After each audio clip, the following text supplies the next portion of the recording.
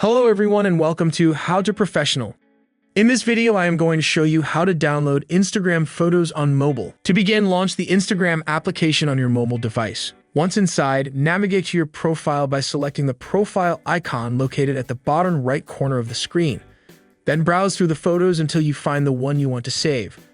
Once you've found it, click on the photo and tap on the three dots located at the upper right corner of the photo. A pop-up window will appear and you should click on the link icon or button. This will copy the link of the photo to your clipboard. After copying the link, close the Instagram application and open your internet browser. Using your preferred search engine, write Save Insta and click on the first link.